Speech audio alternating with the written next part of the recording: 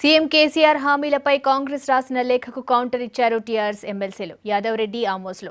ప్రజా సంక్షేమ పథకాలతో రాష్ట్ర సర్కార్ ముందుకెళ్తుంటే కాంగ్రెస్ నాయకులకు అవేవీ కనిపించడం లేదా అని ఫైర్ అయ్యారు. కేసీఆర్ హామీల్లో 3 మాత్రమే అమలయ్యాయని చెప్పడం హాస్యాస్పదమన్నారు.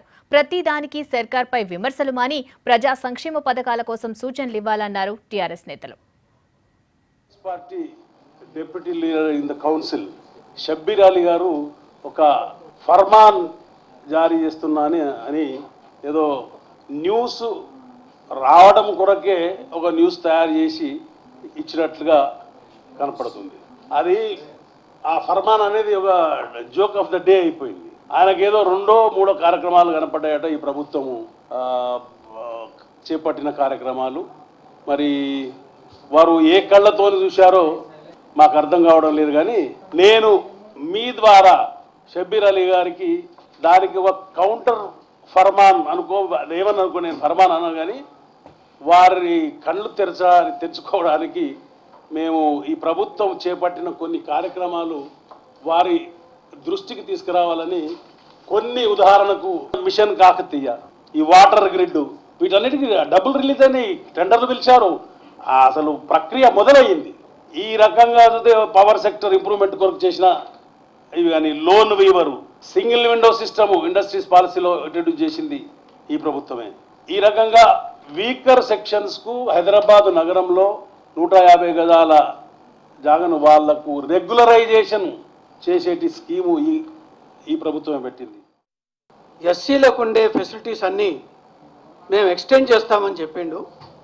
ఈ 2 విషయాలకు ఎస్సీ క్రిస్టియన్స్ కానీ క్రైస్తవులు కానీ తెలంగాణలోనే కాదు, ఆంధ్ర ప్రాంతం నుంచి ఎంతోమంది మాకు ఫోన్ చేసి ఆయన నిజంగా దేవుడండి, ఈ ప్రజల గురించి ఎవ్వరూ పట్టించుకొని వారి గురించి, ఎస్సీ క్రిస్టియన్స్ గురించి కేసీఆర్ గారు చేస్తున్న దాన్ని మేమంతా అభినందిస్తున్నాము.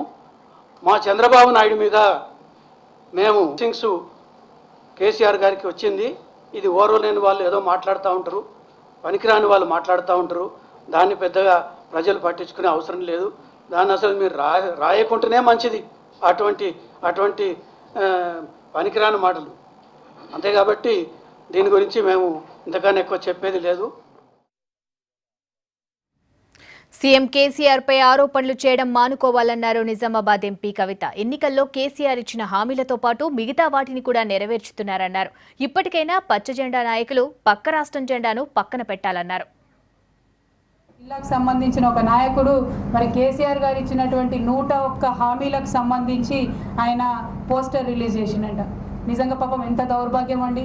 ముఖ్యమంత్రి గారు చేసినటువంటి హామీలు ఆయన అడ్వర్టైజ్ చేయాల్సి వస్తుందంటే వాళ్ళ పార్టీలో మరి ఎటువంటి నాయకత్వ లోపం ఉందన్నది అందరికీ కూడా అర్థమవుతా ఉన్నది.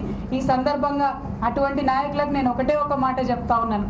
101 హామీలు కేసీఆర్ గారు చేసిన ఎలక్షన్ సందర్భంలో, కానీ 1001 పనులు మేము చెప్పనివి కూడా చేస్తూ ఉన్నాము.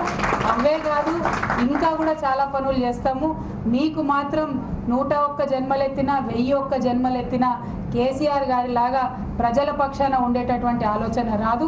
ప్రజల నుంచి మీకు అట్లాంటి ప్రేమ లభించదు. కాబట్టి అనవసరంగా ఆకాశం మీద ఉమ్మేయడం మానుకోవాలని చెప్పి అటువంటి నాయకులకు నేను హితవు పలుకుతా